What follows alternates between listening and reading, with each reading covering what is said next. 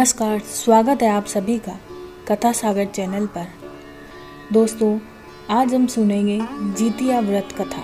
जो स्त्रियां व्रत की पूजा प्रथम विधि से करती हैं, उन्हें यह जितिया व्रत कथा कहनी और सुननी चाहिए। पौराणिक कथा के अनुसार द्वापर युग में जब भगवान विष्णु ने श्री कृष्ण के रूप में अवतार लिया था और वो द्वारिका में थे, तब उनके राज्य द्वारिका में एक ब्राह्मण रहता था।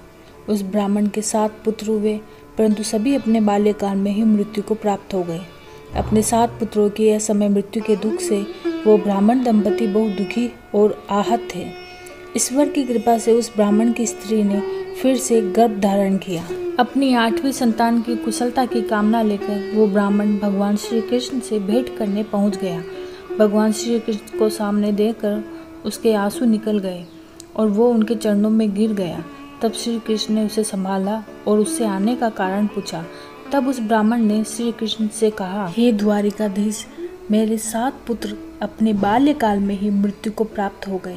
अब मेरे 8वीं संतान होने वाली है। मैं उसके जीवन की रक्षा की कामना लेकर आपके पास आया हूँ।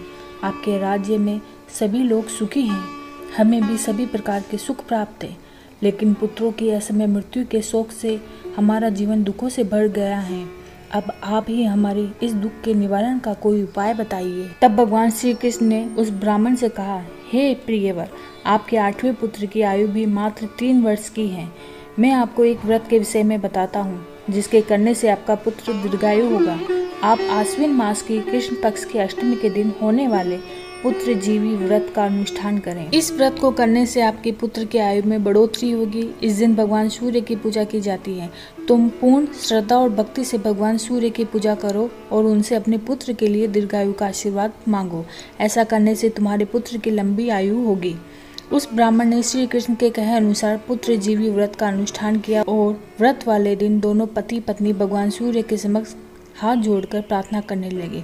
सूर्य देव, विनती सुनो, पाओ दुख अपार, उम्र बढ़ाओ पुत्र की, कहता बारंबार।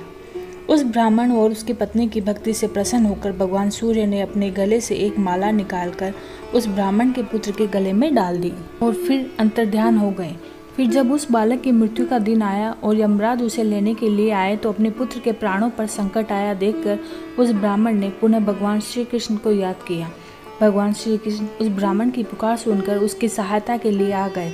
तब उस ब्राह्मण ने उनसे कहा कि मैंने आपके कहे अनुसार पुत्र जीवित व्रत का पालन किया और सूर्य देव ने अपने गले से माला निकालकर मेरे पुत्र के गले में डाल दी, लेकिन फिर भी यमराज मेरे पुत्र के प्राण लेने के लिए आ गए। तब श्री कृष्ण ने उस ब्राह्मण से कहा कि तुम उस माला को यमराज के ऊपर डाल दो, और उस ब्राह्मण ने वैसा ही किया। तो यमराज वहां से चले गए, परंतु उनकी छाया वहीं रह गई और उस छाया पर माला पड़ गई। तब उस छाया ने शनिदेव का रूप लेकर श्री कृष्ण से प्रार्थना करी। तब भगवान श्री कृष्ण ने शनिदेव पर प्रसन्न होकर उन्हें पीपल के वृक्ष पर रहने का स्थान दिया। ऐसी मान्यता है कि तब से शनिदेव की छाया पीपल के वृक्ष पर वास करती है। तब भगवान श्री कृष्ण के आशीर्वाद से उस ब्राह्मण के पुत्र को लंबी आयु प्राप्त हुई।